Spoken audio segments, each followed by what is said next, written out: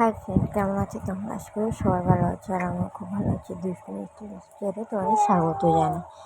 তো তোমার দাদা কাজে চলে গেছে সকাল সকাল উঠেই, আর আমি এই কাজ বাজ গুছিয়ে আর বসে আছি।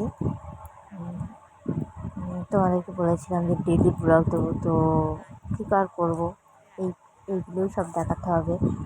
আর যেহেতু কাজে চলে গেছে আমাদের রান্নাবান্না করতে হবে। আমি প্রত্যেক দিন দুপুরে রান্না করি না, মানে রাত্রে করে রান্না করি, আর যেটা থাকে মানে একেবারে রাত্রিবেলায় বেশি করে রান্না করে নিই, দুপুরবেলা আমি আর আমার মেয়ে খেয়ে নিই। তো আজকে ভাবছি যে রান্না করবো দুপুরে, কারণ কালকে রাত্রিবেলা আমি অল্প করেই চাল নিয়েছিলাম আর অল্প করেই রান্না করেছিলাম। ওই জন্য আজকে রাত্রিবেলা রান্না করবো,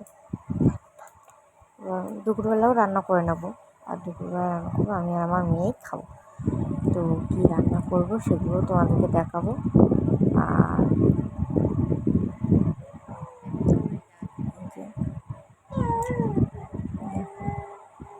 কী রান্না করি এখন, তো আগে আনাজগুলো কেটে নিই, দেখি কী রান্না করবো। তো অনেক ভাবাভাবির পরে আমি ভাবলাম যে কিছু আর করবো না তেমন একটা, সেহেতু দুপুরে খাবো আমি আর মেয়ে, তাকে ডিম আলুই রান্না করি। তাই এখানে ঝাল, আদা, রসুন, পেঁয়াজ, টমেটো কেটে নিয়েছি ডিম আলু রান্না করার জন্য। তো আমি এগুলো এখন মানে মশলা করে নেবো এই ডিম আলুর জন্য। আদা, রসুন, কাঁচা লঙ্কা একসাথে মিক্স করে নেবো।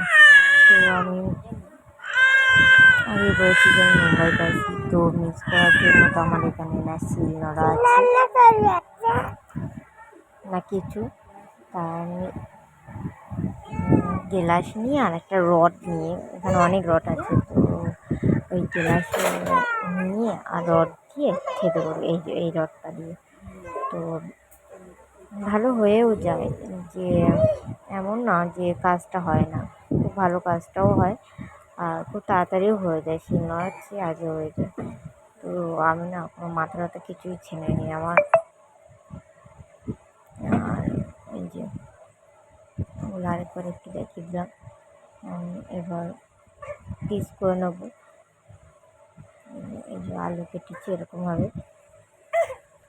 তো এই যে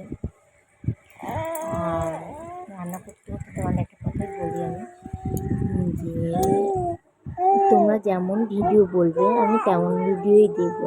তোমরা যদি বলো যে আমি রান্নার ভিডিও দেবো তো আমি রান্নার ভিডিও দেবো, তোমরা যদি বলো যে অন্য ধরনের ভিডিও চাও তাও দেবো।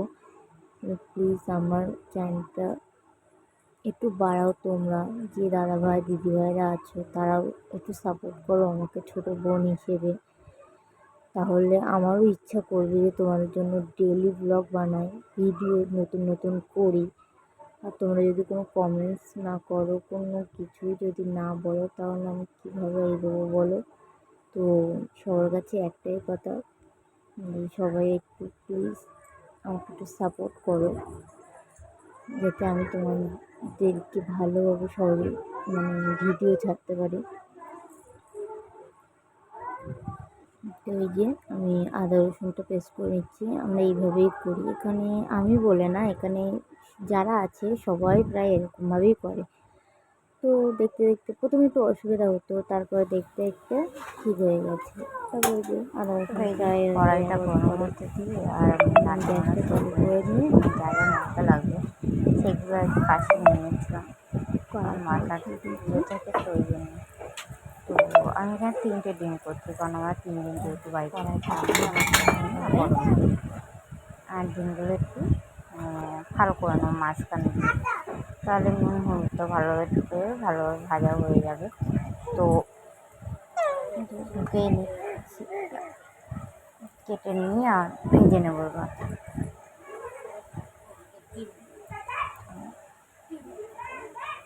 দেখো স্বাভাবিক যেমনভাবে ডিম আলু রান্না করি তেমনভাবেই করবো।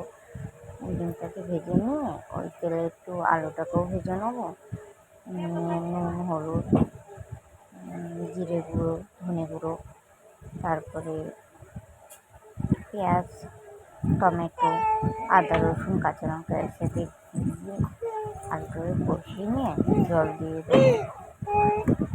দেওয়ার পরে যখন ফোটা উঠবে তখন ডিমটা দিয়ে লাইভ বানাবো। এই ব্যাস রান্না আর কি রান্না করবো।